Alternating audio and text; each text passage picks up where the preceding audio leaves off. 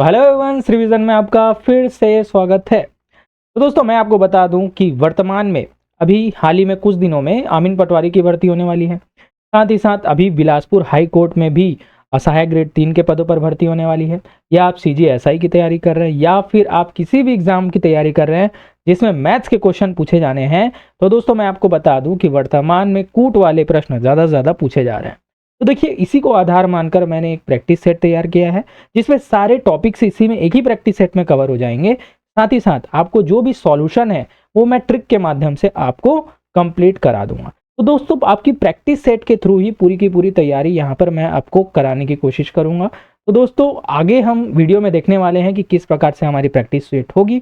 तो दोस्तों अगर आप वीडियो पर नए हैं तो पहले जाइए लाइक शेयर एंड सब्सक्राइब कर लीजिए, तभी आने वाली वीडियोज़ की नोटिफिकेशन आपको मिल पाएंगी। तो चलिए बिना किसी देरी के हम बढ़ते हैं हमारे आज के वीडियो को। और साथ ही साथ मैं आपको बता दूं कि इसकी फ्री पीडीएफ भी आपको मेरे टेलीग्राम चैनल पर मिल जाएगी और टेलीग्राम चैनल की लिंक मैं अपने डिस्क्रिप्शन बॉक्स पर डाल दूंगा। तो चलिए बढ़ते हैं हमारे वीडियो की ओर। तो दोस्तों यही सामने आप पीडीएफ देख पा रहे होंगे। इसकी जो पीडीएफ है ना, आपको टेलीग्राम चैनल मेरे श्रीविजन पर मिल जाएगी। ठीक है, यहाँ पर आप प्रैक्टिस कर सकते हैं। देखिए यहाँ पर ये प्रैक्टिस सेट नंबर 3 है। ठीक है, इससे पहले मैंने 2 प्रैक्टिस सेट करा रखे हैं। इसके बाद जाकर आप उसकी भी जो है वीडियो देख सकते हैं और अपना प्रैक्टिस कर सकते हैं। देखिए यहाँ पर प्रश्नों की संख्या टोटल 20 होगी। ठीक है, जो कि वर्तमान में अमीन पटवारी में भी प्रश्न 20 पूछे जाएंगे। ठीक है, वैसे ही सहायक ग्रेड 3 में भी है। चलिए अब सबसे पहले ये देखिए प्रश्न किस प्रकार से होंगे। तो सबसे पहले ये आपको मैं बता दूं कि कूट वाले प्रश्नों को समावेश मैंने किया है क्योंकि वर्तमान में कूट वाले प्रश्न पूछे जाएंगे और जितने भी PYQ है ना, अर्थात प्रीवियस ईयर क्वेश्चन जो कि विभिन्न परीक्षाओं में पूछे गए हैं, उनका भी समावेश मैंने यहाँ पर किया है। ठीक है, और मैं कोशिश करूंगा कि आपको ईजी वे में इन सभी चीज़ों को समझा सकूं। चलिए हमारा पहला क्वेश्चन आप चालू करते हैं हम। तो देखिए आप मेरे साथ में ही सॉल्व करते जाएंगे, हाथ में अपनी कॉपी पेन रख लीजिए और साथ ही साथ मेरे साथ में ही बनाते चलिएगा क्योंकि यहाँ पर प्रैक्टिस मेरी नहीं आपकी हो रही है। चलिए तो हमारा पहला क्वेश्चन है, संख्याओं के गुणों के संबंध में निम्नलिखित कथनों पर विचार कीजिए। पहला दिया है, 2 अपरिमेय संख्याओं का योग हमेशा अपरिमेय संख्या होती है। दूसरा है, एक शून्येतर अर्थात नॉन जीरो परिमेय संख्या और एक अपरिमेय संख्या का गुणनफल हमेशा एक अपरिमेय संख्या होती है। तीसरा है, प्रत्येक पूर्णांक एक परिमेय संख्या है। बताइए इन तीनों में से कौन सा सही है। इसी आधार पर, इसी कॉन्टेक्स्ट में, जो कि ये पैटर्न है, इसी पैटर्न में वर्तमान में पूछे जा रहे हैं प्रश्न। ठीक है, इसी की तैयारी आपको करनी है। देखिए कैसे आखिर ये बनेगा। तो पहला देखिए, 2 अपरिमेय संख्याओं का योग हमेशा एक अपरिमेय संख्या होती है ना। चलिए चेक करते हैं। सबसे पहले मैं मान लेता हूं 2 अपरिमेय संख्याएं कौन कौन सी है। माना एक अपरिमेय संख्या है 2 + √3। ठीक है, ये एक अपरिमेय संख्या है। साथ ही साथ एक अपरिमेय संख्या मैंने मान लिया 2 - √3। ठीक है, ये परिमेय संख्या। इसने बोला है इन दोनों का योग हमेशा अपरिमेय संख्या होती है। चलिए भाई इन दोनों का योग करके मैंने देख लिया। ठीक है, तो चलिए जब मैं इनको योग करूंगा, 2 + √3 ब्रैकेट खोलिए तो +2 - √3। तो देखिए यहाँ पर √3 और √3 कैंसिल हो जाएगा और 2 और 2 क्या हो जाएगा, 4। तो 4 एक क्या है दोस्तों, एक परिमेय संख्या है। तो ये सीधे गलत हो जाती है कि 2 अपरिमेय संख्याओं का योग हमेशा अपरिमेय संख्या होती है, तो सीधे गलत हो जाती है। ठीक है, तो यहाँ पर ये तो गलत होगा क्योंकि ये क्या हो गई, एक परिमेय संख्या। ठीक है, अब चलिए दूसरा में बोलता है, एक शून्येतर, शून्येतर का मतलब है नॉन जीरो। ठीक है, जो शून्य नहीं है। एक शून्येतर परिमेय संख्या और एक अपरिमेय संख्या का गुणनफल हमेशा एक अपरिमेय संख्या होती है। जैसे कि एग्जाम्पल के थ्रू हमने माना एक नॉन जीरो शून्येतर संख्या कौन सी है, मैंने माना 5 है। ठीक है, ये एक नॉन जीरो परिमेय संख्या मैंने मान लिया 5 है और दूसरी एक अपरिमेय संख्या मैं ले लेता हूँ, अपरिमेय संख्या मैंने ले लिया √3। ठीक है, अब इन दोनों का गुणनफल जब मैं करता हूँ तो हमको देखना है कि ये एक अपरिमेय संख्या आती है या नहीं। तो दोस्तों यहाँ पर जब इसका मैं गुणा करूंगा तो ये हो जाएगा 5√3। इसको वैसे का वैसा हम लिख सकते हैं, जो कि एक पूर्णतः अपरिमेय संख्या है। तो दोस्तों ये क्या है, हमारा करेक्ट होता है। देखिए इन प्रश्नों को सॉल्व करने के लिए आपको परिमेय संख्या और अपरिमेय संख्या के बारे में ज्ञान अवश्य होना चाहिए। थोड़ा सा मैं ब्रीफ में बता दूं क्या, कि ऐसी संख्या जो P/Q के फॉर्म में होती है, मतलब अंश और हर के फॉर्म में होती है, जहां पर हर कभी भी 0 नहीं हो सकता, मतलब जो Q कभी भी 0 नहीं हो सकता, ये संख्या क्या कहलाती है, परिमेय संख्या कहलाती है। और साथ ही साथ अगर मैं बोलूं कोई भी अशांत दशमलव वाली संख्या जिसका दशमलव आगे बढ़ते जाता है, वो भी क्या होती है, एक अपरिमेय संख्या होती है। ये छोटी छोटी ट्रिक्स है जो मैं आखिर आपको हर प्रैक्टिस सेट में बताता रहूँ। तो चलिए, दूसरा तो करेक्ट हो गया। तीसरा देखते हैं, प्रत्येक पूर्णांक एक अपरिमेय संख्या है। ठीक है, तो देखिए पूर्णांक क्या होती है, इंटीजर्स क्या होती हैं। तो देखिए अगर आप कोई भी संख्या लें, -3, -2, -1, इधर 0 ले लें, फिर 1, 2, 3, ये सभी क्या है, पूर्णांक है। ठीक है, आप माइनस में भी अनंत तक जाइए, प्लस में भी अनंत तक जाइए, सभी के सभी पूर्णांक है। पूर्णांक का मतलब क्या होता है, जो अंक पूर्ण है। ठीक है, जो दशमलव के फॉर्म में नहीं है, जो अशांत नहीं है, ये सभी क्या है, पूर्णांक है। तो यहाँ पर बोला है कि प्रत्येक पूर्णांक एक परिमेय संख्या है या नहीं। तो जी हाँ दोस्तों, 110% प्रत्येक पूर्णांक भी एक परिमेय संख्या होती है। यहाँ पर अगर कुछ नहीं है तो देखिए मोस्टली लोगों को कन्फ्यूजन कहाँ होता है, जीरो में। क्या जीरो एक परिमेय संख्या है? तो दोस्तों जी हाँ, जीरो भी एक परिमेय संख्या है। अगर कुछ नहीं है तो नीचे में हमेशा क्या होता है, एक होता है। ठीक है, और जहां पर नीचे में q is not equal to zero, मतलब कि नीचे में जीरो नहीं है, वो सभी क्या है, परिमेय संख्या। ठीक है, तो ये पूर्णतः सत्य है। ठीक है, तो चलिए हमारा कौन सा सही होगा ऑप्शन में, तो केवल और केवल 2 और 3 हमारा करेक्ट होगा। तो देखिए ये जो चीज़ें हैं ना, मैं आपको टॉपिक्स वाइज जब मैथ्स पढ़ाऊंगा ना तो और ज़्यादा अच्छे से डील कर पाऊंगा, क्योंकि हमको 20 प्रश्न यहाँ पर सॉल्व करने हैं और 20 प्रश्न के लेवल बहुत ही हाई होने वाले। ऐसा नहीं मैं लो छोटा छोटा मैथ्स नहीं कराने वाला, क्योंकि वर्तमान परिप्रेक्ष्य में अगर हम देखें तो थोड़े से प्रश्नों का लेवल जो है ना हाई है, क्योंकि कंपटीशन ही इतना ज़्यादा है। ठीक है, क्योंकि अगर हम हाई को बना लेते हैं, इट मीन्स अगर पेपर में लो आता है तो हम इजीली सॉल्व कर पाएंगे। चलिए अब देखते हैं, दिया है प्रश्न, औसत से प्रश्न है। 3 संख्याओं का औसत 40 है, उनमें से पहली संख्या अन्य 2 संख्याओं का योग का 1/3 है। तो पहली संख्या क्या है, आपको धीरे धीरे एक एक लाइन को समझनी है। तो चलिए मानते हैं 3 संख्या कौन कौन सी है। 3 संख्या हम मानते हैं ए, बी और सी है। तो यहाँ पर बोला गया है तीनों संख्याओं का औसत। तो औसत का मतलब क्या होता है, सभी संख्याओं का योग बटा संख्याओं की संख्या। तो चलिए भैया सभी संख्याओं का योग क्या देते हैं, तो a प्लस बी प्लस सी बराबर कितना है, 40। अब देखिए यहाँ पर संख्याओं की संख्या बटा 3 आना चाहिए था, तो 3 को मैंने यहाँ पर सीधा गुणा कर दिया, तो ये आ जाएगा संख्या हमारी 120। तो a प्लस बी प्लस सी बराबर कितना आ गया, 120। इसको हम नाम देते हैं समीकरण 1। ठीक है, थोड़ा सा स्पीड आपको बढ़ाना है। ठीक है, अब देखिए फिर दूसरी लाइन क्या बोली जाती है कि उनमें से पहली संख्या अन्य 2 संख्याओं का योग का 1/3 है। तो देखिए पहली संख्या a है, तो इसका मान अन्य 2 संख्याओं के योग का मतलब अन्य 2 संख्या b प्लस सी, इसका कितना है, 1/3 है, ये बोला गया है। देखिए 3 इधर आ जाएगा पक्षांतर में, तो ये बन गया 3 है, बराबर ये बन गया b प्लस सी वैसा का वैसा। अब पक्षांतर कर दीजिए तो क्या हो जाएगा, 3a minus B minus C is equal to 0। ठीक है, तो इस प्रकार से इक्वेशन हमको 2 मिल गया। ठीक है, 2 समीकरण हमको मिल गए, जहां पर पहले में है a प्लस बी प्लस सी बराबर 120, वहीं दूसरे में है 3a माइनस बी माइनस सी बराबर 0। तो देखिए इन दोनों समीकरण को अगर हम ध्यान से देखें तो यहाँ पर b और c प्लस में है और यहाँ पर b और c माइनस में है। इसका मतलब अगर हम समीकरण 1 और समीकरण 2 को जोड़ दें तो देखिए b और c कट जाएंगे और हमको a का मान मिल जाएगा। ठीक है, तो चलिए भैया कर देते हैं, तो इक्वेशन 1 प्लस इक्वेशन 2 कर दीजिए। ठीक है, इन दोनों को जोड़ दीजिए। तो चलिए भैया जोड़िए, तो क्या हो जाएगा, मैं और लिख देता हूं आपको फिर से। देखिए a प्लस बी प्लस सी, ठीक है, बराबर 120, और यहाँ पर इक्वेशन 2 क्या है, 3a माइनस बी माइनस सी बराबर क्या दिया है, 0। तो चलिए इन दोनों को जोड़ना है, तो देखिए प्लस बी और माइनस बी कट जाएगा, प्लस सी और माइनस सी कट जाएगा। इसका मतलब क्या बचा, a प्लस 3a, तो a प्लस 3a बराबर कितना हो जाएगा, 4a, और 120 प्लस शून्य करोगे तो कितना आएगा, 120 ही आएगा। ठीक है, तो a बराबर क्या हो जाएगा, 120/4। तो 4 एकम 4, 4 दिया 12, तो a का मान हमको मिल गया 30। तो देखिए हमसे पूछा क्या गया है, पहली संख्या का मान क्या होगा। देखिए पहली संख्या का मान क्या होगा, तो पहली संख्या हमने क्या माना था, a, तो a का मान हमको मिल गया 30। इसी प्रकार से आप अन्य संख्याओं को भी निकाल सकते हैं, बस आपको मान रखते चले जाना है। ठीक है, चलिए तो देखिए मैं इसको आपको समझा रहा हूँ, इसलिए आपको थोड़ा सा ये लेंदी लग रहा है ना, अन्यथा आप खुद बनाने चाहेंगे ना, ये 2 लाइन में मैं खत्म कर सकता था, लेकिन आपको समझानी है चीज़ें, और उन लोगों को भी समझानी है जिन्होंने मैथ्स की प्रैक्टिस अरसों से नहीं की है। तो देखिए एक लाइन से मैं धीरे धीरे आगे बढ़ता हूँ। ठीक है, चलिए आप स्पीड कर सकते हैं अगर आपको स्लो लग रहा है तो। चलिए नेक्स्ट क्वेश्चन है, एक चोर दोपहर 1:30 बजे एक कार चुराता है और 40 किलोमीटर प्रति घंटा की गति से चलाता है। चलिए चोरी का पता दोपहर 2 बजे चलता है और मालिक 50 किलोमीटर प्रति घंटा की गति से दूसरी कार से उसका पीछा करना शुरू कर देता है, तो वह चोर को कितनी बजे पकड़ लेगा? बहुत ही अच्छा क्वेश्चन और मजेदार क्वेश्चन है, अच्छे से समझिएगा। तो देखिए, सबसे पहले यहाँ पर देखिए, एक चोर दोपहर 1:30 पर 1:30 बजे, है ना, एक कार को चुराता है और ये भाग रहा है भैया, ये देखिए भाग रहा है, चोर भाग रहा है। ये कौन भाग रहा है? चोर फॉर सी मैंने लिख, ठीक है।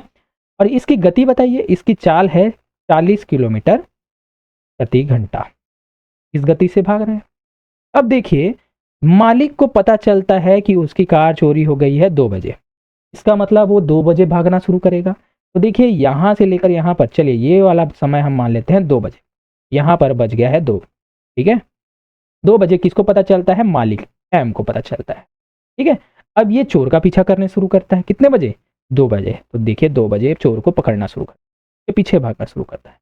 अब इसकी गति बताइए, इसकी गति दी गई है यहाँ पर 50 किलोमीटर प्रति घंटा, 50 किलोमीटर प्रति घंटा, इस गति से भागना शुरू करता है।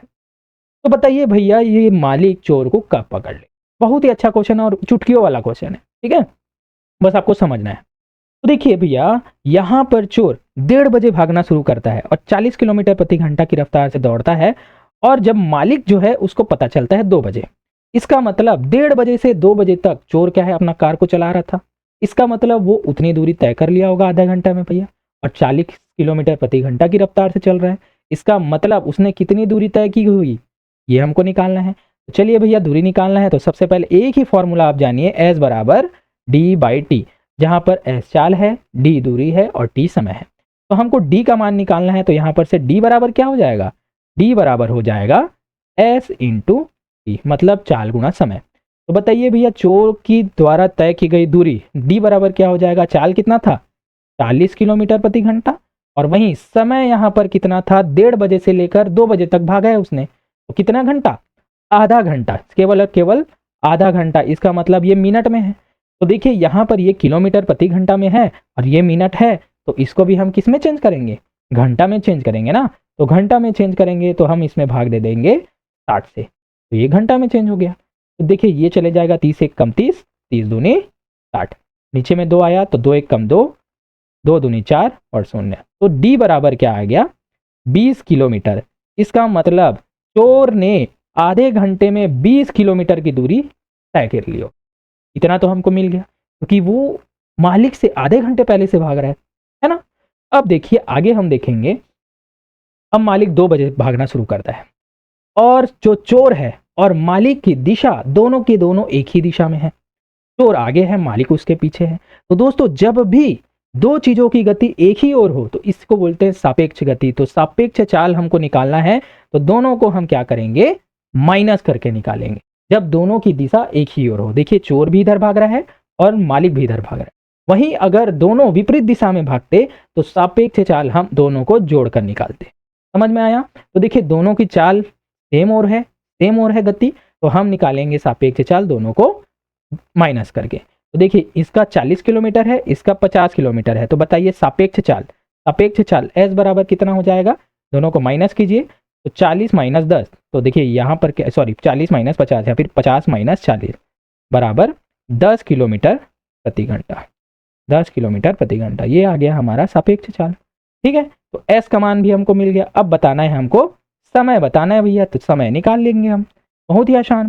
देखिए समय निकालिए, तो समय बराबर क्या हो जाएगा? देखिए एस बराबर d/t होता है, तो t बराबर क्या हो जाएगा? t बराबर d/s। तो देखिए कोई भी सूत्र को आपको रटना नहीं है, ठीक है, बस आपको s बराबर d/t पता होना चाहिए, सारे सूत्र आपको मिल जाएंगे। तो चलिए भैया समय देखिए, d हमको मिल गया है 20 किलोमीटर, s हमको मिल गया है 10 किलोमीटर प्रति घंटा, तो ये काट दीजिए, तो 10 दूनी 20, तो t बराबर 2 घंटा हमको मिल गया। इसका मतलब जो मालिक है चोर को 2 घंटे बाद पकड़ लेगा। तो देखिए मालिक जो है 2 बजे भागना शुरू करता है, इसका मतलब 2 घंटे बाद वो कब पकड़ लेगा? जाहिर सी बात है 4 बजे। तो कब पकड़ेगा? हमारा मेन टाइम क्या हो जाएगा, कब पकड़ेगा? तो 2 बजे प्लस 2 घंटा, इसका मतलब वो 4 बजे पकड़ लेगा, है ना।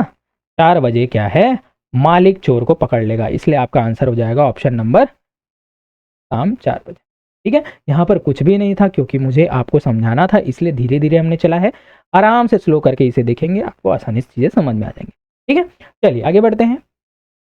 हाँ, देखिए यदि ये इस प्रकार से है, टाइपिंग मिस्टेक है, यदि 2 का घात x माइनस 1 है, ठीक है, प्लस फिर है 2 का घात x प्लस 1 है, तो ये दोनों बराबर हैं 1280 के। ठीक है, ये 1280 मैंने लिख दिया, थोड़ी सी यहाँ पर टाइपिंग मिस्टेक है। ठीक है, तो 1280, इसका मतलब 2 का घात x माइनस 1 प्लस 2 का घात x प्लस 1 बराबर 1280 है, तो x का मान आपको निकालना है। बहुत ही अच्छा है। देखिए इसके लिए आपको बेसिक कुछ फॉर्मूले आपको पता होने चाहिए। क्या? देखिए a का पावर m बटा a का पावर n, इसका सूत्र होता है जब आधार समान हो और दोनों भाग में हो तो ये घातांक क्या हो जाते हैं, घट जाते हैं। तो क्या हो जाएगा, a का पावर m माइनस, ये तो पता ही होना चाहिए। फिर वहीं आधार समान हो और गुणे में हो तो घातांक क्या हो जाएंगे, आपस में जुड़ जाएंगे। ठीक है, ये सूत्र आपको पता होना चाहिए, ये तो बहुत ही बेसिक है। ठीक है, इसी से हमको बनाना है। तो देखिए 2 का पावर x माइनस 1 है, तो इसको हम क्या लिख सकते हैं, देखिए m के जगह में x है, n के जगह में 1 है, तो इसको मैं लिख सकता हूँ सीधे 2 का पावर x अपॉन 2 का पावर 1। देखिए इसी फॉर्मूले से वहीं प्लस हो जाएगा यहाँ पर 2 का पावर, देखिए दोनों आधार जुड़े हुए हैं, इसका मतलब कहीं ना कहीं आधार के बीच में गुणा होगा। देखिए इस प्रकार से, तो इसे मैं लिख सकता हूँ 2 का पावर x इंटू 2 का पावर 1। ठीक है, इज इक्वल टू 1280। बस, सॉरी ये ए लिखा जा रहा है, क्या है 1280। ठीक है, अब देखिए यहाँ पर से दोनों में कॉमन क्या है भाई, दोनों में कॉमन है 2 का पावर x, मैंने दोनों में कॉमन निकाल दिया, तो यहाँ पर बचा 1 अपॉन ये बचा 2 प्लस यहाँ पर 2 का पावर x निकल गया तो ये बचा 2, तो ये हो गया 1280। ठीक है, तो यहाँ पर हो जाएगा 2 का पावर x, 2 दूनी 4, 4 और 1 5, 5 बटा 2 बराबर 1280। ठीक है, तो देखिए 2 का पावर x बराबर क्या हो जाएगा, देखिए 5 बटा 2 इधर जाके क्या हो जाएगा, पलट जाएगा, तो ये हो जाएगा 1280 गुणित 2 बटा 5 हो जाएगा। चलिए भाई काट दीजिए, 5 एक कम 5, 5 दूनी 10, 5 पंचे 25 और 5 छक्का 30, और 256 गुणा 2 कीजिए तो क्या हो जाएगा, 6 दूनी 12, 2 हासिल आई 1, 5 दूनी 10 और 1 11, तो हासिल आई 1, 2 दूनी 4 और 1 5, इसका मतलब 512।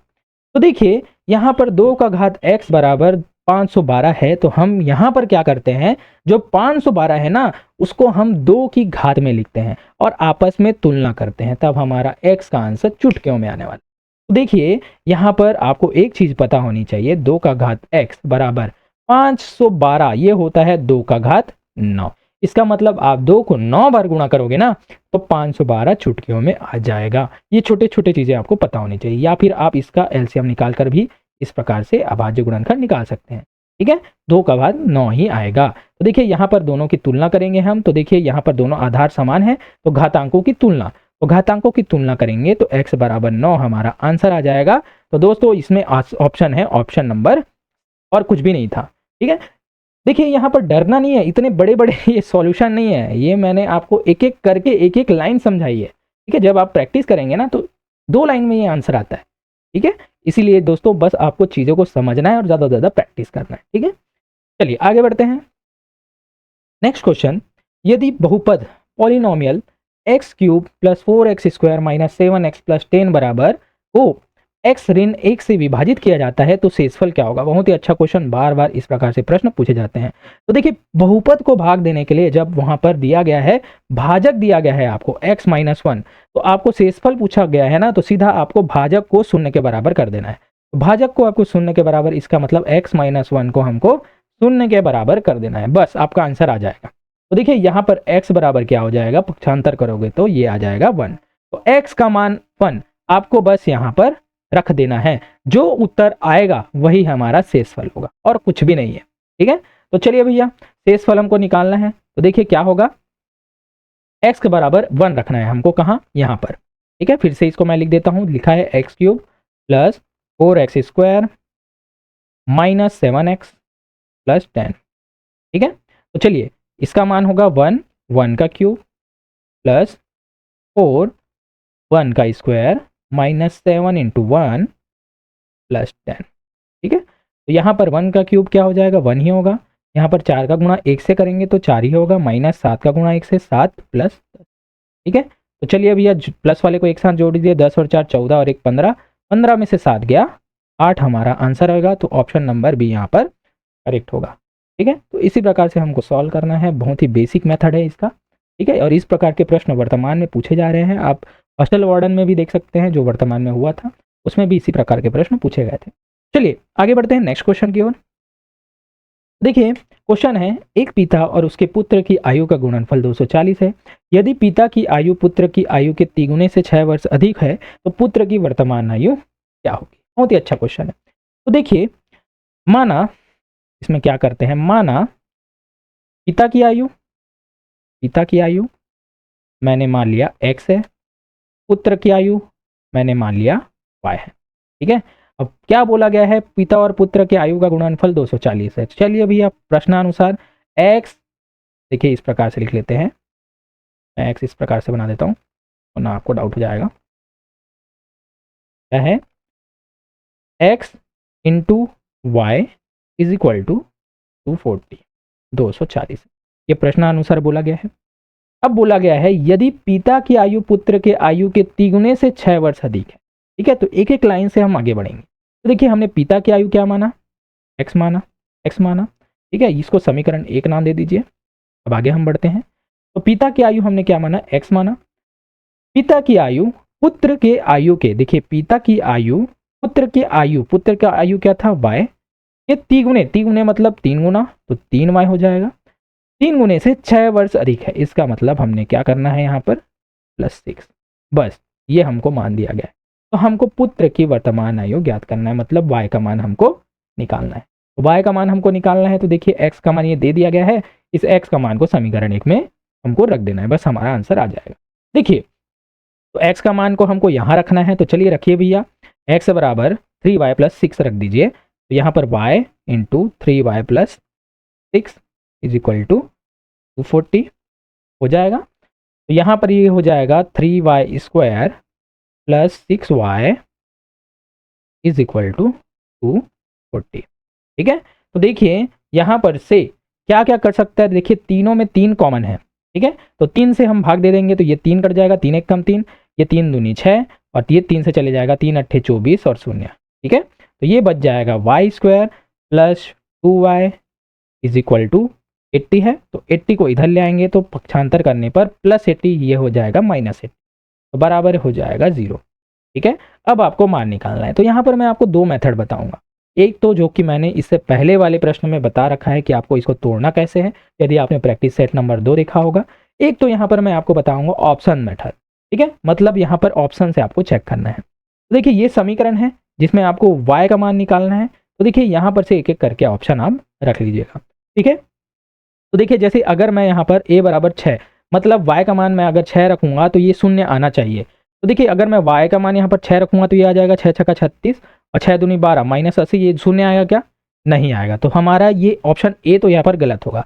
अब हम रखते हैं y बराबर 8, तो चलिए y बराबर 8 रखिए, तो ये हो जाएगा 8 का वर्ग मतलब 64 प्लस 8 दूनी 16 -80। तो देखिए ये क्या हो जाएगा, 64 और 16 80, 80 - 80 ये हो जाएगा 0। तो देखिए हमारा सीधा ऑप्शन से हमारा आंसर आ जाएगा, ऑप्शन नंबर बी यहाँ पर करेक्ट होगा। तो देखिए यदि आपको ऑप्शन मेथड समझ में नहीं आ रहा है तो हम इसको क्या करेंगे, आपको और सॉल्व करके बताएंगे। ठीक है, तोड़कर सॉल्व करने वाला जो बेसिक मेथड है ना, उसी से हम सॉल्व करके इसको आपको बताने वाले हैं। चलिए तो इसको तोड़ना कैसे है, मैंने क्या बताया था, सबसे पहले जो अंतिम संख्या को पहली संख्या से आपको गुणा कर लेना है। तो 80 का गुणा y से कीजिए, तो 80 इंटू y², इसका मतलब हमारा आंसर आएगा 80y²।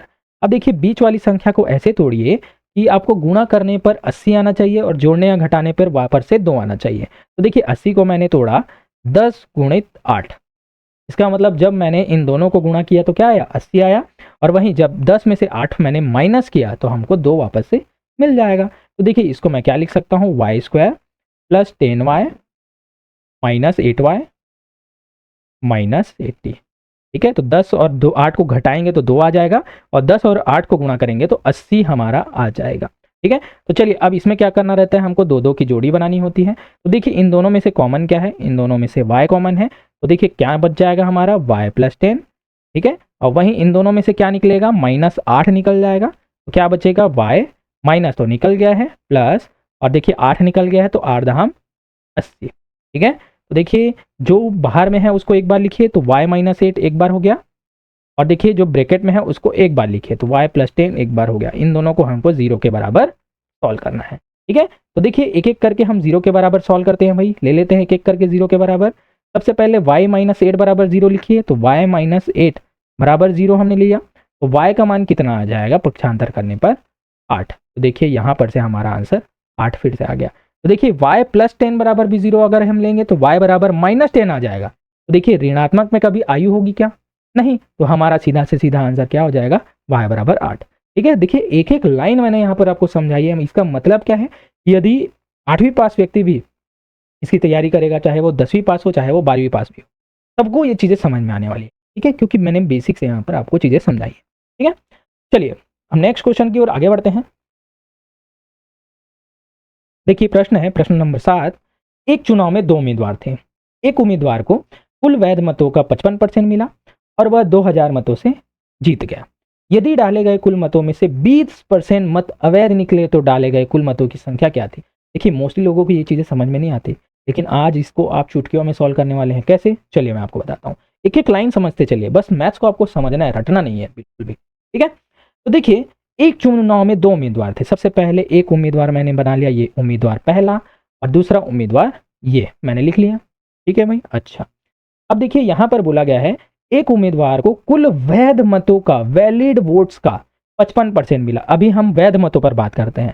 ठीक है, एक होता है वैध मत, एक होता है अवैध मत। अवैध मत क्या होता है, जिनको किसी कारण से, किसी भी कारण से उनको वोट में काउंट नहीं किया जाता, वो अवैध मत है। तो यहां पर बोला गया है वैध मतों का 55% मिला, इसका मतलब पहले को हमको मिला 55% वैध मतों का है, ये बात कर रहे हैं हम वैध का। ठीक है, हाँ, इसको मिला 55%, तो बताइए दूसरे को जाहिर सी बात है कितना परसेंट मिलेगा, एक को 55% मिल रहा है तो दूसरों को ऑटोमेटिकली कितना मिलेगा, 45% मिलेगा, क्योंकि 2 ही लोगों की तो बात हो रही है।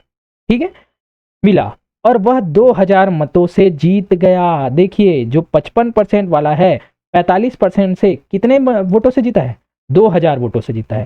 तो देखिए इन दोनों का अंतर कितना है, इन दोनों का अंतर है 10%। इसका मतलब 55% वाले को 10% अधिक मिले हैं, और इसी अधिक का मान कितना दिया है हमको, 2000 दिया गया है, 2000 दिया गया है। बस देखिए 10% का मान है 2000, तो देखिए कुल वैध मत कितने होंगे, इसका मतलब 100% का मान हमको निकालना है। ठीक है, कोई भी वस्तु अपने आप में 100% होती है, तो 100% का हमको मान निकालना है। चलिए भैया 100% बराबर क्या हो जाएगा, 2000 बटा 10 नीचे आ जाएगा, इसका मान निकालना होता है उसको गुणा कर दीजिए।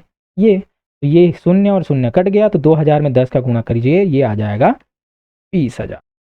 ठीक है, तो ये क्या हो जाएगा, हमको वैध मतों की संख्या मिल गई।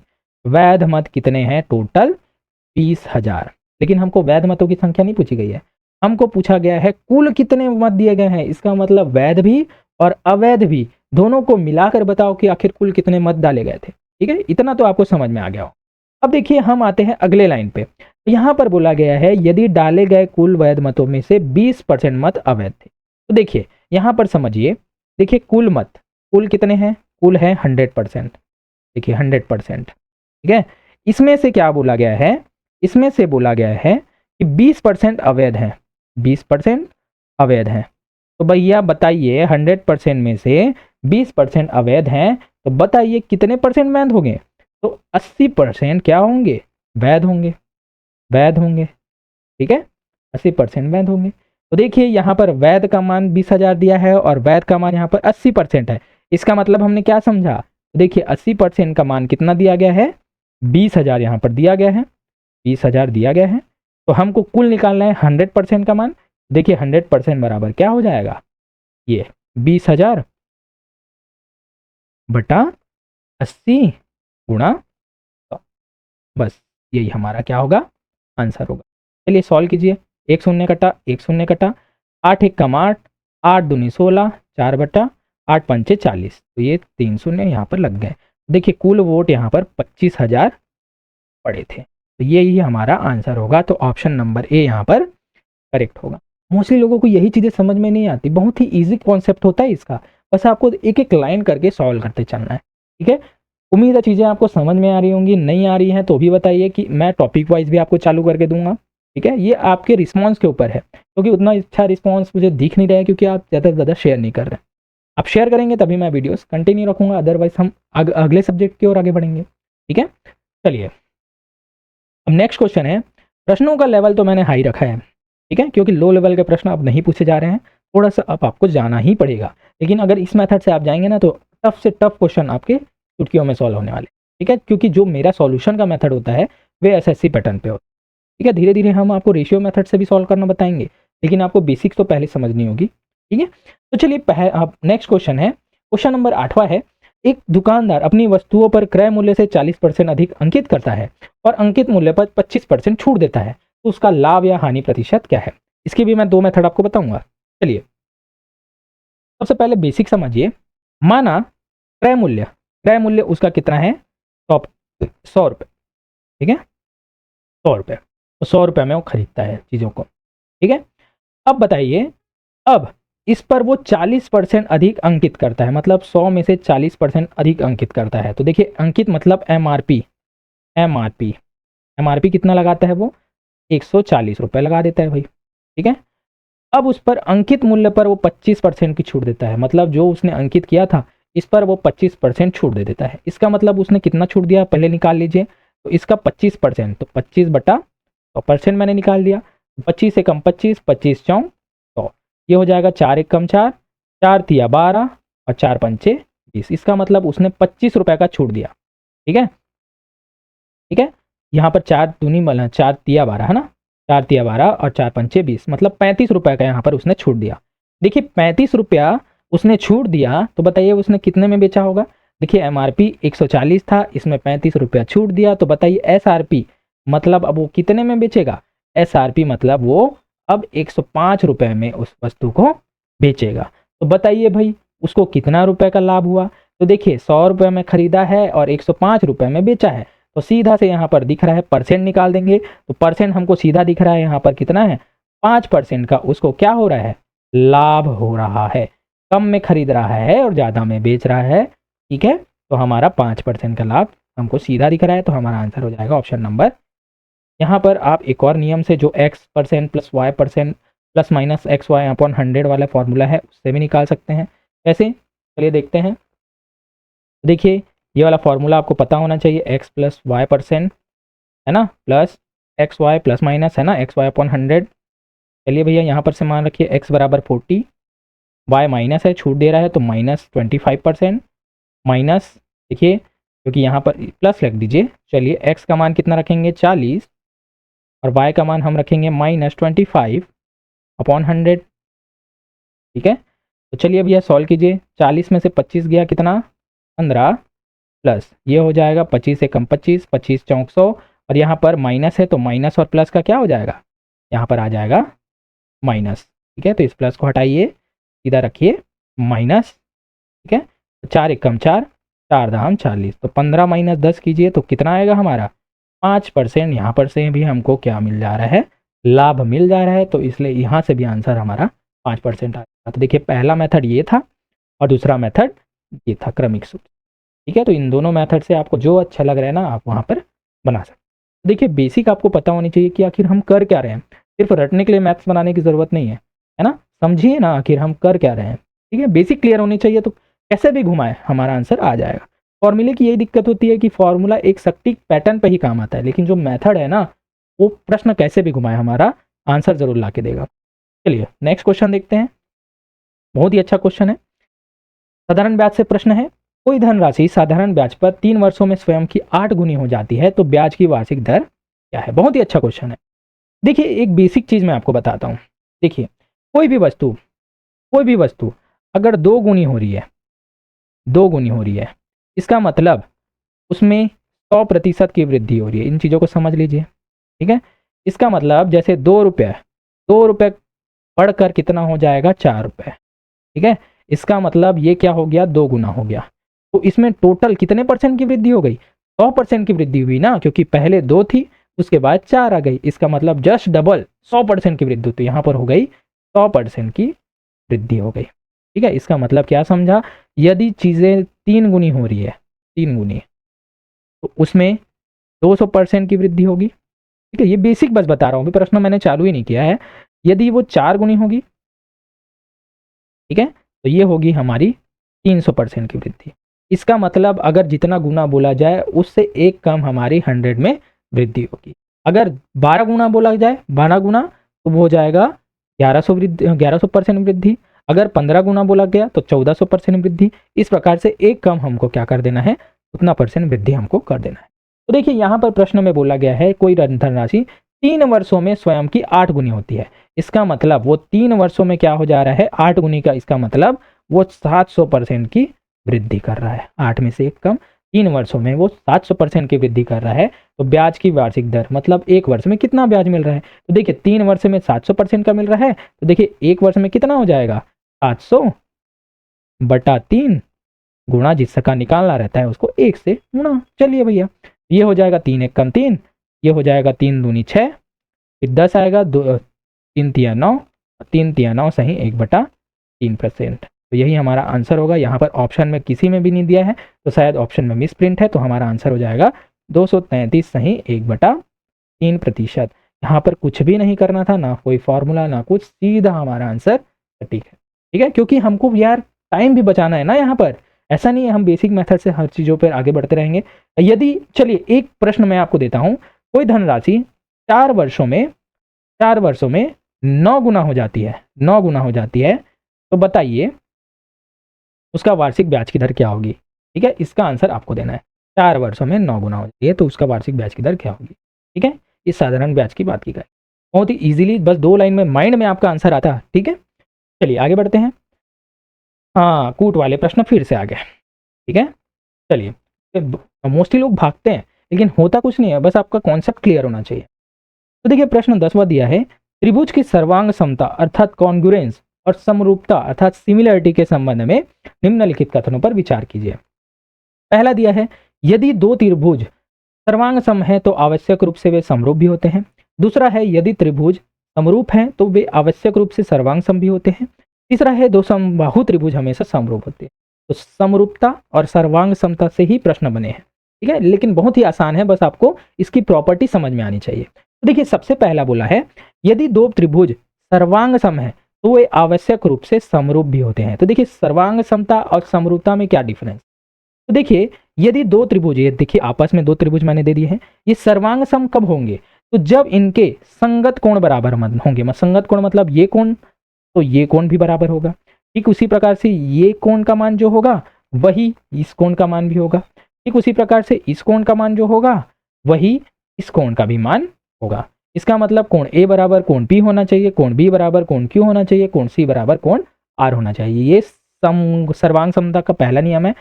सर्वांग समता के लिए पहला नियम क्या बोलता है, संगत कोण बराबर, संगत कोण बराबर बराबर होने चाहिए। सर्वांग समता का दूसरा नियम क्या बोलता है कि उसके जो संगत भुजा हैं वो भी बराबर होनी चाहिए। मतलब ए बी बराबर क्या होना चाहिए, पी क्यू। ए बी बराबर, यहां पर लिख देता हूं, ए बी बराबर पी क्यू होना चाहिए। संगत भुजा देखिए ए बी बराबर पी क्यू। ठीक, ए सी बराबर क्या होना चाहिए, पी आर। देखिए इसकी संगत भुजा पी आर। ठीक उसी प्रकार से बी सी बराबर होना चाहिए क्यू आर। देखिए कोई त्रिभुज सर्वांग सम तब कहलाएगा जब उसके संगत कोण बराबर होंगे, साथ ही साथ उसके संगत भुजा भी बराबर होंगे। ये हमारा कहलाता है सर्वांग समता का नियम। वहीं सिमिलरिटी समरूपता का नियम केवल और केवल क्या कहलाता है, समरूपता के लिए केवल केवल दोनों त्रिभुज के संगत कोण बराबर होने चाहिए। संगत कोण बराबर होने चाहिए, तो वो त्रिभुज क्या कहलाएगा, समरूप कहलाएगा। ठीक है, चलिए मैं आपको आगे समझाता हूं और चीजों को। देखिए पहला बोला है, यदि 2 त्रिभुज सर्वांग सम है तो वे आवश्यक रूप से समरूप भी होते हैं। देखिए तो देखिए दोस्तों, ये दोनों त्रिभुज मैंने बता दिया, ये दोनों त्रिभुज यदि सर्वांग सम है, इसका मतलब संगत कोण भी बराबर है और संगत भुजा भी बराबर है। तो देखिए यहाँ पर संगत कोण तो बराबर है और समरूपता के लिए केवल और केवल संगत कोण का बराबर होना ही काफी होता है। तो यदि संगत कोण बराबर है तो वो क्या होगा, समरूप त्रिभुज होगा ही। तो देखिए हमारा पहला तो एकदम से करेक्ट होगा। ठीक है, दूसरा में बोला है यदि दो त्रिभुज समरूप हैं, इसका मतलब यदि उन दोनों के संगत कोण बराबर हैं तो वे आवश्यक रूप से सर्वांग समभी होते हैं। क्या ये होंगे? आगे देखते हैं। देखिए, माना इन दोनों त्रिभुज के सभी कोण संगत कोण बराबर हैं, जो कि वर्तमान में मैंने चित्र में बताया है कि कोण बी बराबर कोण क्यू है, कोण सी बराबर कोण आर है, कोण ए बराबर कोण पी है। इसका मतलब दोनों के संगत कोण बराबर है, इसका मतलब दोनों समरूप है। तो इसका मतलब ये नहीं है कि दोनों के दोनों सर्वांग सम होंगे। क्यों? क्योंकि दोस्तों एक त्रिभुज मैंने ये ले लिया, ठीक है, और एक त्रिभुज मैंने ये ले लिया, ठीक है। अब देखिए यहां पर भी दोनों के संगत कोण, देखिए ये कोण और ये कोण बराबर हो सकता है, ठीक इसी प्रकार से ये कोण और ये कोण बराबर हो सकता है, ठीक इसी प्रकार से ये कोण और ये कोण बराबर हो सकता है। लेकिन ये जरूरी नहीं है कि देखिए दोनों की भुजा बराबर है क्या, नहीं, ये भुजा देखिए कितनी बड़ी है, ये भुजा देखिए कितनी छोटी है। तो देखिए यहां पर क्या बोला जा रहा है कि जो समरूप है वो सर्वांग सम हो, ये जरूरी नहीं है, क्योंकि सर्वांग समता का नियम ही क्या है कि दोनों की भुजाएं भी, संगत भुजाएं भी क्या होनी चाहिए, बराबर होनी चाहिए। लेकिन समरूपता में ऐसा नहीं होता। तो देखिए दोस्तों ये दोनों, ये दूसरा जो है वो गलत होगा। चीजों को, छोटी छोटी चीजों को बस समझना है आपको। तीसरा बोला है दो समबाहु त्रिभुज हमेशा समरूप होते हैं। समबाहु त्रिभुज की बात की गई है। चलिए भैया समबाहु त्रिभुज बना देता हूं। समबाहु नाम से स्पष्ट है, जिसकी सभी भुजाएं बराबर होती हैं। देखिए ये जो त्रिभुज है, मैंने दो समबाहु त्रिभुज बना दिया, ठीक है, जिसकी सभी भुजाएं बराबर होती है। और समबाहु त्रिभुज की एक खास बात क्या है कि उसके सभी कोण कितने होते हैं, 60 डिग्री, 60 डिग्री, 60 डिग्री, ठीक है। तो वैसे ही इसके भी सभी कोण कितने होंगे, 60 डिग्री के, 60 डिग्री, 60 डिग्री, ठीक है। इसका मतलब ये समरूप होंगे या नहीं, तो देखिए दोस्तों 110% ये क्या होंगे, समरूप होंगे, क्योंकि समरूपता का नियम ही क्या है कि उसके संगत कोणों का मान क्या होना चाहिए, बराबर। देखिए ये भी 60 है, देखिए इसको नाम देता हूं ए बी सी, ये मैंने दिया पी क्यू और आर। देखिए कोण ए बराबर कोण पी होगा, कोण बी बराबर कोण क्यू होगा और कोण सी बराबर कोण आर होगा। इसका मतलब इसके संगत कोण भी बराबर हैं, इसलिए ये भी सही है। केवल और केवल हमारा आंसर आ जाएगा ऑप्शन नंबर सी, यहाँ पर करेक्ट होगा। देखिए यहाँ पर मुझे आपको समझाने में बस टाइम लग रहा है, वरना चुटकियों में आप इसका आंसर दे सकते थे। बस आपको प्रॉपर्टीज पता होनी चाहिए यार। 10वीं लेवल का ही प्रश्न यहाँ पर आ रहा है, कोई बहुत ही बड़ा कॉलेज लेवल का तो प्रश्न नहीं है, बहुत ही बेसिक चीज़ें हैं, ठीक है। और ये मैं अपनी भाषा पे समझा रहा हूँ, वरना यूट्यूब में आपको लाखों वीडियो मिल जाएंगे, ठीक है। आपको जहाँ से पढ़ना है आप पढ़िए। अगर आपको मेरी चीज़ें अच्छी लग रही हैं तो बस सपोर्ट कीजिए, नहीं लग रही हैं तो यार बहुत सारी यहाँ पर प्लेटफॉर्म तो है ही, आप वहाँ पर से मदद ले सकते हैं, मुझे कोई तकलीफ नहीं है। बस मैं यहाँ पर आपको काम कर रहा हूँ, आपका भाई समझ के आपका बस सपोर्ट करना चाह रहा हूँ, और थोड़ा बहुत जो ज्ञान है वो मैं आपको देना चाहता हूँ, ठीक है। उम्मीद है ये थोड़ा बहुत ज्ञान आपका बहुत काम आएगा। चलिए, मज़ा आ रहा है ना? अगर मज़ा आ रहा है तो कमेंट पे जरूर लिखिएगा शानदार, तभी मैं वीडियो को आगे कंटिन्यू रखता हूँ। चलिए नेक्स्ट क्वेश्चन है क्वेश्चन नंबर 11। क्वेश्चन नंबर 11 बोलता है एक समचतुर्भुज, जिसको बोलते हैं रोम्बस, के विकर्ण 16 सेंटीमीटर है और 30 सेंटीमीटर है। दो विकर्ण दिए हैं, इसका मैं मान लेता हूँ एक विकर्ण है D1 डायगोनल 1, दूसरा है डायगोनल 2। इसका मान दिया है 16 और 30 सेंटीमीटर। तो इसका परिमाप क्या है? तो देखिए ये एक विकर्ण है और ये एक विकर्ण है, इसका मान दिया, एक विकर्ण का मान 16 दिया है, एक विकर्ण का मान 30 दिया। तो इसका परिमाप क्या है? तो देखिए समचतुर्भुज में सबसे पहले ये जान लीजिए कि जो दो विकर्ण होते हैं ना, ये दोनों विकर्ण एक दूसरे को समद्विभाजित करते हैं। इसका मतलब बराबर भागों में विभाजित करते हैं। तो इसका मतलब यदि मैंने इस विकर्ण को 16 माना तो ये दोनों, ये जो ये विकर्ण है ना, इस दोनों को बराबर भागों में बांटेगा। तो देखिए इसका बराबर भागों में मतलब ये 8 हो जाएगा, तो ये भी क्या हो जाएगा, 8 हो जाएगा। बराबर भागों में बांट दिया, ठीक है भाई, ठीक है। ठीक उसी प्रकार से ये विकर्ण को भी, ये विकर्ण बराबर भागों में बांटेगा। यदि मैंने इसको क्या माना, 32 माना, तो ये क्या हो जाएगा, ये भी 15 हो जाएगा, और ये भाग भी क्या हो जाएगा, 15। देखिए यहाँ पर से वो दोनों बीच में से विभाजित हो रहे हैं, ठीक है। अब देखिए यहाँ पर से एक और खास बात यह है कि ये दोनों विकर्ण एक दूसरे को कहाँ बांटते हैं, समकोण पर समद्विभाजित करते हैं। मतलब जो ये कोण बना है ना, ये कितने डिग्री का बना है, 90 डिग्री का बना है। ठीक इसी प्रकार से ये कोण भी 90 डिग्री, ये कोण भी 90 डिग्री और ये कोण भी 90 डिग्री। अब देखिए आप त्रिभुज, ये त्रिभुज में देखिए, ये त्रिभुज में देखिए, ठीक है। तो ये कौन सा त्रिभुज बन रहा है भैया, 90 डिग्री का एंगल बना रहा है। इसका मतलब है कौन सा त्रिभुज है, समकोण त्रिभुज। तो देखिए 90 डिग्री के सामने वाला क्या होता है, कर्ण होता है। तो देखिए मैंने एक ट्रिपलेट के बारे में आपको बताया है।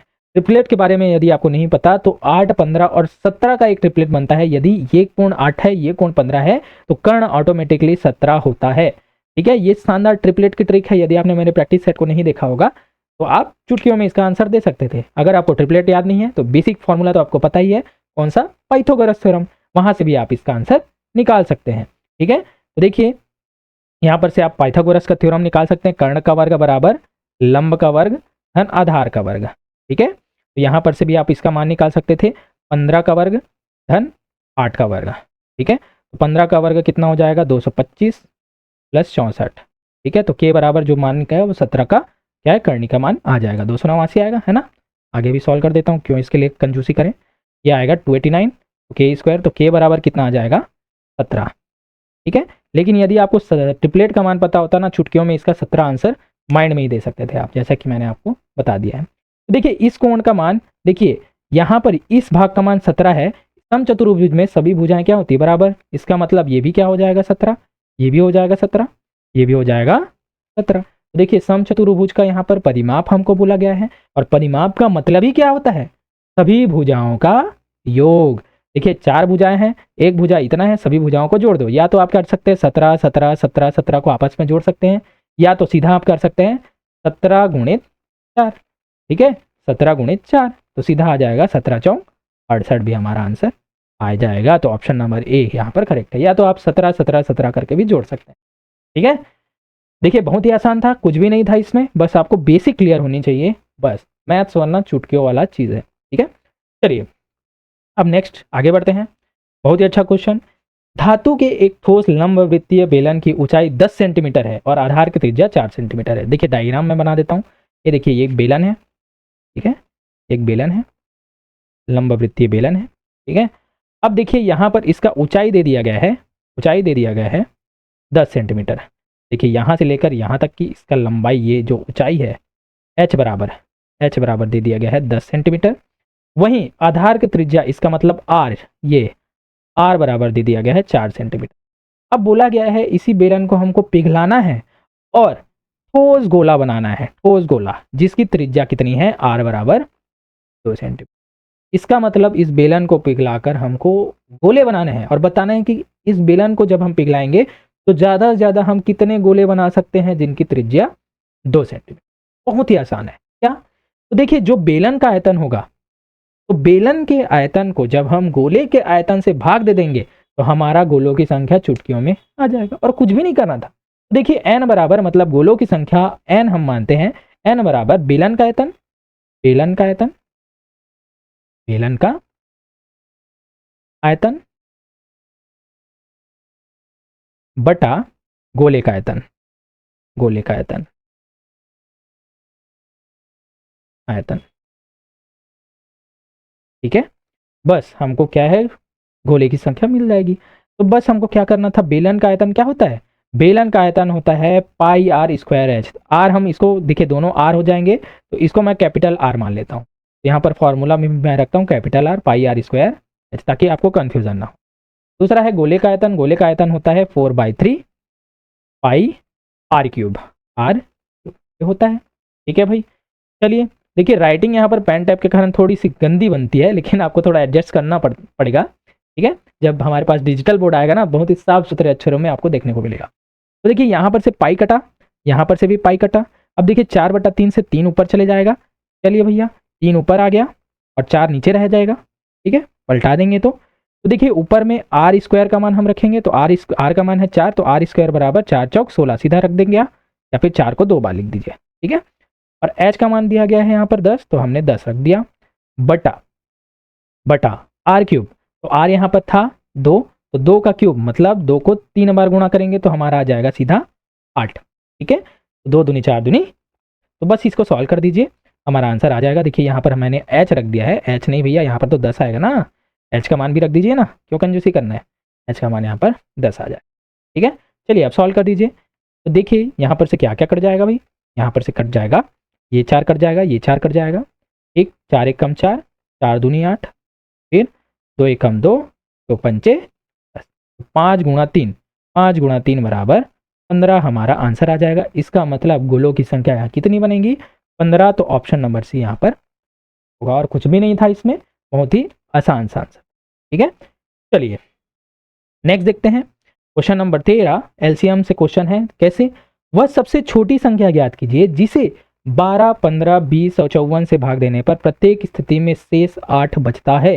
तो देखिए जहां पर छोटी से छोटी संख्या की बात की जाए वहां पर हमको क्या निकालना है, सीधा का सीधा एलसीएम, लोवेस्ट कॉमन फैक्टर। ठीक है, तो देखिए वो संख्या हमको कैसे मिल जाएगी, तो संख्या बराबर हो जाएगी, संख्या हमको मिल जाएगी इन सभी संख्याओं का एलसीएम, एलसीएम प्लस जो शेष हमको बच रहा है ना 8, तो सीधा हम यहाँ पर 8 रख देंगे। तो यहाँ पर हमको बस एलसीएम का मान चाहिए और यहाँ पर हमको मान रखने पर सीधा हमको आंसर मिल जाएगा। तो चलिए भैया सबसे पहले 12, 15 और 20 और 54 इसका एलसीएम निकाल दीजिए। ठीक है, तो 20 और 54, ठीक है, एलसीएम निकालिए। देखिए इस प्रकार से, तो सबसे पहले ये जाएगा 2 से, तो 2 छक्का 12, 15, 2 दहम 20, फिर 2 दूनी 4 और 2 सत्ते 14। ठीक है, फिर ये भी जाएगा 2 से, तो 2 तिया 6, 15, 2 पंचे 10 और फिर 27। अब सीधा मैं दे देता हूँ 3 से, तो 3 एकम 3, 3 पंचे 15, ये 5, 3 या 27। अब देखिए यहाँ पर सीधा मैं 5 से दे देता हूँ क्योंकि 9 तो अलग से बच ही जाएगा, तो ये आ जाएगा 5 एकम 5, 5 एकम 5 और 9।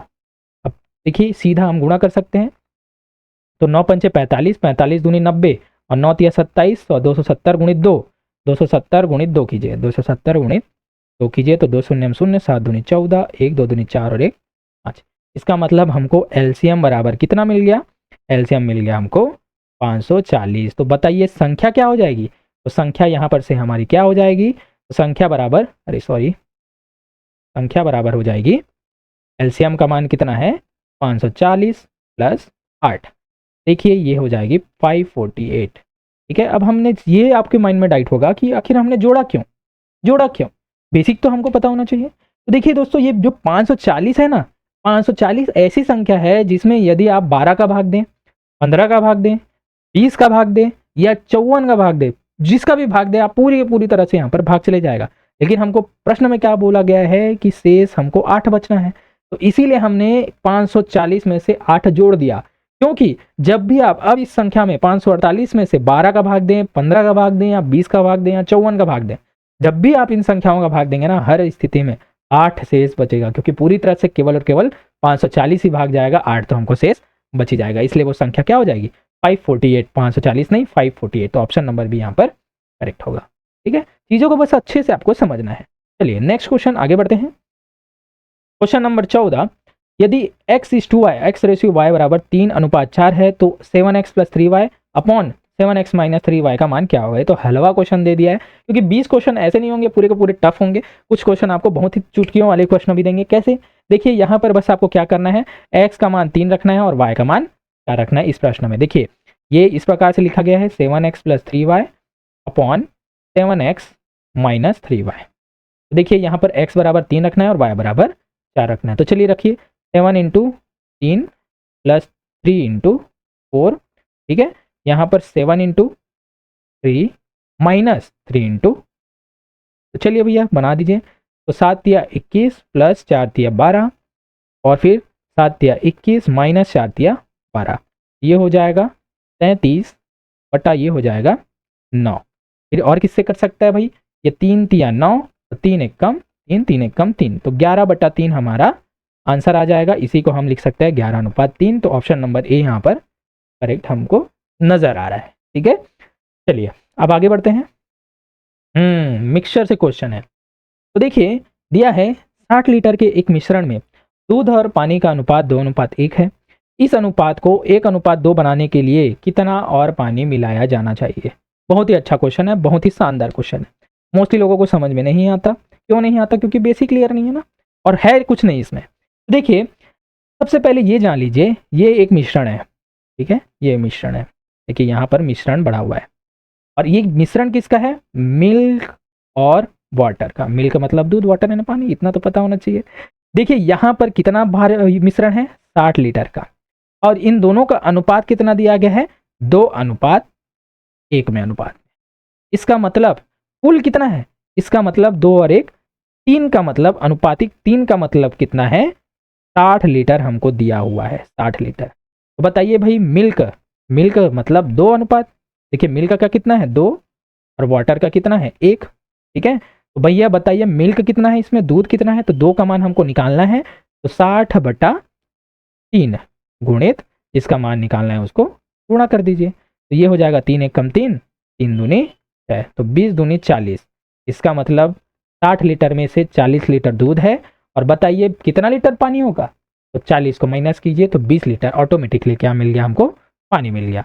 तो भैया बताइए अब नया जो दूध और पानी का अनुपात क्या है, नया क्या पुराना ही है ये तो दूध और पानी का अनुपात कितना है 40/20 है। इसमें से 40 लीटर दूध है और नीचे में 20 लीटर पानी है। अब इसमें क्या बोला जाता है कि अब इस अनुपात को 1:2 बनाने के लिए कितना और पानी मिलाया जाता है। तो देखिए किसको मिलाया जा रहा है, पानी। तो दूध तो वैसे का वैसा रहेगा, तो देखिए पानी हमको मिलाना है, तो चलिए भैया x लीटर हम पानी मिला लेते हैं, इसको मान लेते हैं x लीटर हम क्या मिला लेते हैं, पानी। दूध में हम कुछ कर रहे हैं क्या, नहीं ना, तो वो तो वैसा का वैसा ही रहेगा, हमको मिलाना है केवल केवल पानी। तो हमने 20 में से x लीटर पानी मिला दिया। चलिए भाई x का मान हमको निकालना है, तो नया अनुपात क्या हो जाता है 1:2 हो जाता है। बस इतना आपने बना लिया ना, आपका आंसर आ गया। तो चलिए भैया इतना आंसर आ गया आपका। चलिए तिर्यक गुणा कीजिए, 40 का गुणा 2 से, तो 40 दूनी 80, 20 का 20 प्लस x इधर आ जाएगा तो 20 प्लस x, तो x बराबर क्या हो जाएगा 20 उधर जाएगा तो क्या हो जाएगा 80 माइनस 20 बराबर 60 लीटर। तो हमको कितना पानी मिलाना होगा, हमको मिलाना होगा 60 लीटर पानी। तो ऑप्शन नंबर सी यहाँ पर करेक्ट था। उम्मीद है चीज़ें आपको बहुत ही आसानी से समझ में आ गई होंगी। अगर नहीं समझ आई तो मैं एक बार फिर से आपको बता दूं क्या, चलिए फिर से एक बार मैं आपको बता देता हूँ एकदम शॉर्ट में। तो देखिए मिल्क और वाटर का अनुपात यहाँ पर कितना दिया है 2:1 में।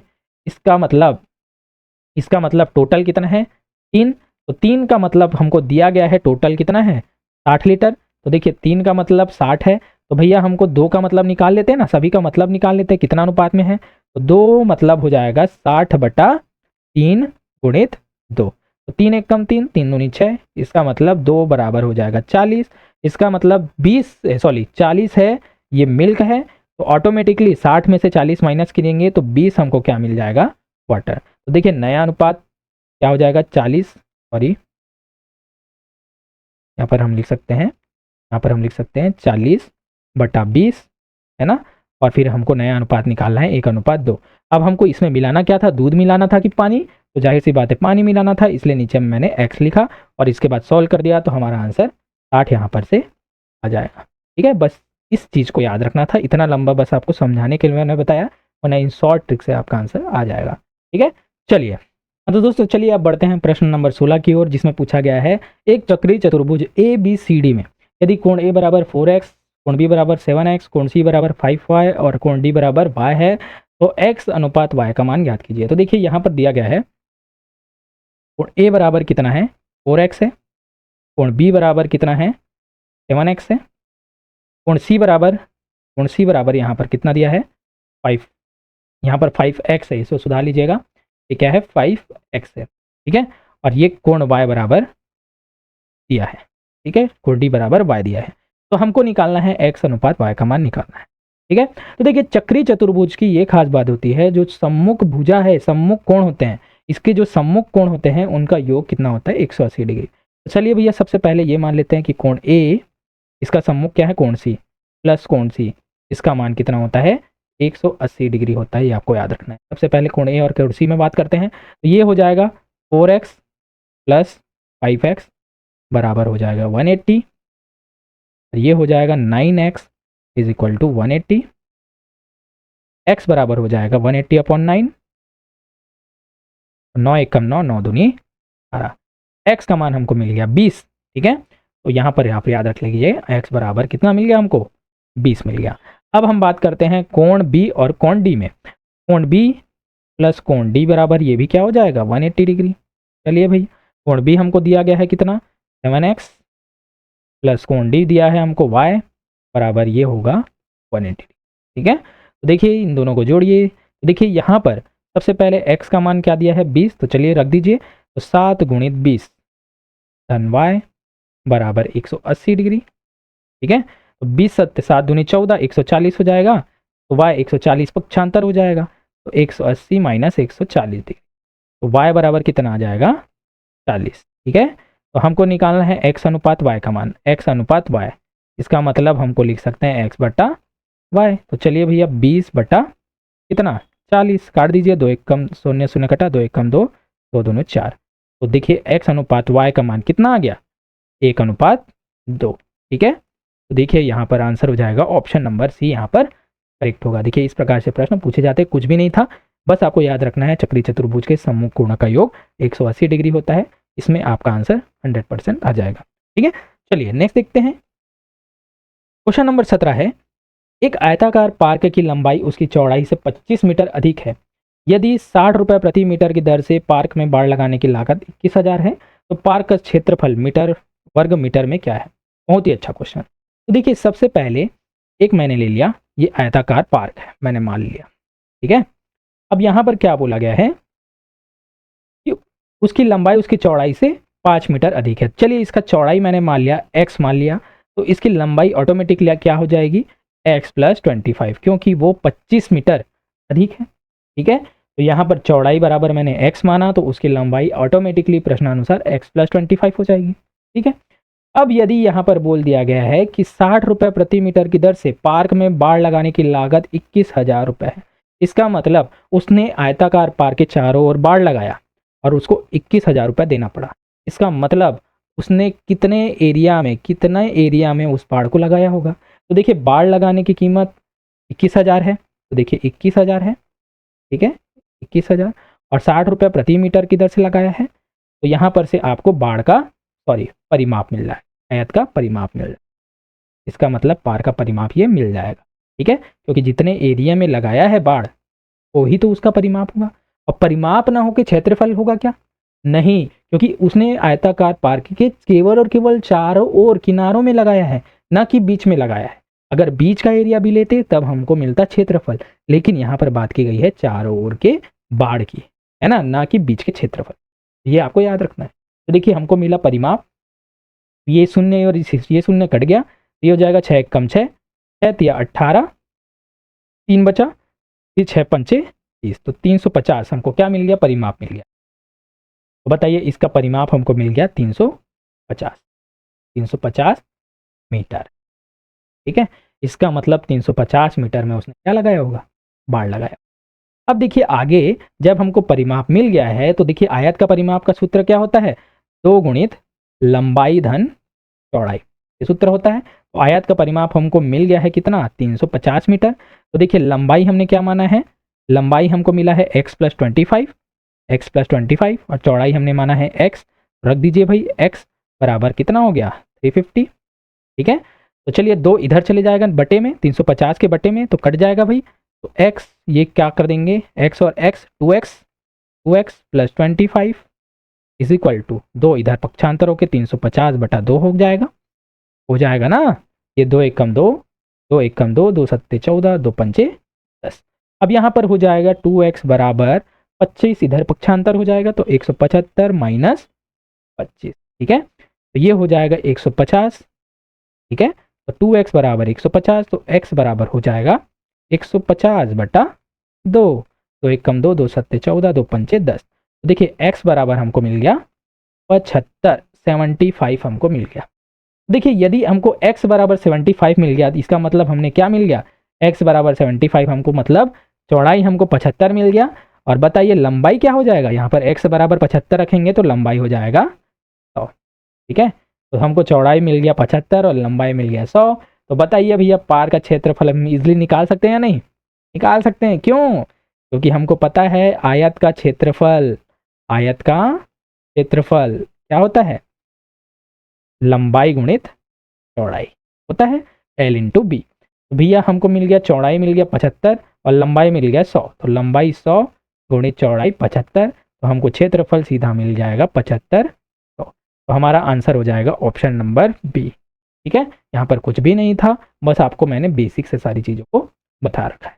ठीक है, चलिए अब आगे बढ़ते हैं। नेक्स्ट क्वेश्चन, प्रश्न 18वां है। प्रश्न दिया है 5 वर्ष पूर्व ए और बी की आयु का अनुपात 4:5 था। 5 वर्ष बाद उनकी आयु का अनुपात 6:7 हो जाएगा। बी की वर्तमान आयु क्या है।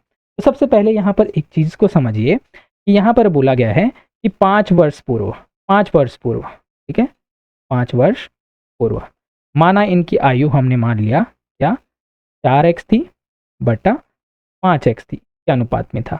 ऊपर वाला a की आयु है, b नीचे वाला b की आयु है, ठीक है। तो इसमें अनुपात था 4x अपॉन 5x का 5 वर्ष पूर्व। तो बताइए भैया वर्तमान में क्या हो जाएगा। तो वर्तमान में क्या हो जाएगा, 5 वर्ष पूर्व था, इसका मतलब वर्तमान में क्या हो जाएगा, इनके आयु का अनुपात 5 जुड़ जाएगा ना भैया, 5 यहाँ पर जुड़ जाएगा क्योंकि 5 वर्ष पहले था। तो वर्तमान में +5 कर देंगे, अंश में भी 5 प्लस करेंगे और हर में भी 5 प्लस करेंगे, 5 साल प्लस करेंगे, तो ये हमारी वर्तमान आयु मिल जाएगी। अब चलिए भैया यहाँ पर क्या बोला है, तो 5 वर्ष बाद उनके आयु का अनुपात 6:7 हो जाता है। चलिए भैया 5 वर्ष बाद और क्या हो जाएगा, 5 वर्ष क्या हो जाएगा, देखिए यहाँ पर से फिर से हमारा 5 साल और ऐड हो जाएगा, तभी तो हमको 5 साल बाद की आयु मिलेगी ना। तो चलिए इसमें से ऐड कर दीजिए, ये हो जाएगा 4x, देखिए 5 साल और ऐड कर देंगे तो ये आ जाएगा +10 अपॉन नीचे में भी 5 साल ऐड कीजिए तो ये हो जाएगा 5x प्लस, हो जाएगा। तो इसका अनुपात अब वर्तमान में कितना हो गया, 6:7 हो। तो हमको b की वर्तमान आयु निकालनी है, मतलब ये जो है b की वर्तमान आयु ये हमको निकालनी है, ठीक है, क्योंकि यही तो अनुपात है ना, ये a अनुपात b का है ना, नीचे वाला b का आयु है, ऊपर वाला a का आयु है, ये आपको याद रखना है। तो चलिए भैया इसको सॉल्व कीजिए, तो तिर्यक गुणा कीजिए, तो तिर्यक गुणा करेंगे तो 7 चौक हो जाएगा 28x, 78 लिखा गया। ये पेन टैब में यही दिक्कत है, आप सपोर्ट कीजिए, जल्द से जल्द डिजिटल बोर्ड आएगा। तो 7 चौक क्या हो जाएगा 28x प्लस ये 10 का गुणा 7 से कीजिए तो 7 दाम 70, ये हो जाएगा 6 पंचे 30, 30x और ये हो जाएगा 60। देखिए 30x इधर पक्षांतर आ जाएगा तो 28 माइनस 30x करेंगे तो कितना आ जाएगा 2x, और 70 में 7 घटाइए तो कितना आ जाएगा 10, x बराबर कितना आ जाएगा 5, ठीक है, 2 1 कम 2, 2 पंचे 10, इस प्रकार से काट सकते हैं ना। तो x बराबर हमको मिल गया 5। तो देखिए हमको निकालना था b की वर्तमान आयु, b की वर्तमान आयु देखिए ये तो दिया है ना, ऊपर वाला a की आयु है, b की वर्तमान आयु क्या हो जाएगी 5x प्लस 5, देखिए x का मान हमको मिल गया 5, तो 5 इंटू 5 प्लस 5, इसका मतलब 25 प्लस 5 बराबर 30। b की वर्तमान आयु कितनी आ जाएगी 30, तो ऑप्शन नंबर बी यहाँ पर करेक्ट होगा, ठीक है। चलिए और कितना डिटेल में समझाऊँ मैं, है ना, बहुत ही इजी वे में मैंने एक एक चीज़ों को यहाँ पर डिटेलिंग दी है ताकि आपको कहीं भी कोई भी डाउट ना हो। चलिए आगे बढ़ते हैं, क्वेश्चन नंबर 19 और क्वेश्चन नंबर 20 है। देखिए इन दोनों को आप ट्राई कीजिएगा थोड़ा, क्योंकि वीडियो आज थोड़ी लंबी हो गई है, तो नेक्स्ट वीडियो में मैं इसका सॉल्यूशन दूंगा। इसका सॉल्यूशन भी बहुत ही अच्छा है, इसका सॉल्यूशन मैं तभी लाऊंगा जब आप आगे मुझे कमेंट करेंगे कि यस हमें आगे की क्लास चाहिए, तभी मैं नेक्स्ट वीडियो में इसकी जो है सॉल्यूशन दूंगा, और बहुत ही अच्छा सॉल्यूशन है। इसका सॉल्यूशन आप ट्राई मारेंगे, बहुत ही बेसिक सा क्वेश्चन है, और अगर इसका सॉल्यूशन आप दे देते हैं इसका मतलब आपकी तैयारी बहुत ही अच्छी खासी हो चुकी है। तो दोस्तों आज के वीडियो पर बने रहने के लिए धन्यवाद। अगर वीडियो पसंद आई हो तो ज़्यादा से ज़्यादा शेयर कीजिएगा, तभी हम आगे वीडियो को कंटिन्यू रखेंगे। तो देखिए अगर वीडियो अच्छी लगी और मेरे पढ़ाने का तरीका आपको अच्छा लगा तो शानदार जरूर लिखिएगा, ताकि मुझे मोटिवेशन मिलता है और मैं आपके लिए कंटिन्यू इसी प्रकार के वीडियोस लाता रहूँगा। तो दोस्तों आज के मेरी वीडियो पर बने रहने के लिए धन्यवाद, मिलते हैं अपने नेक्स्ट वीडियो में।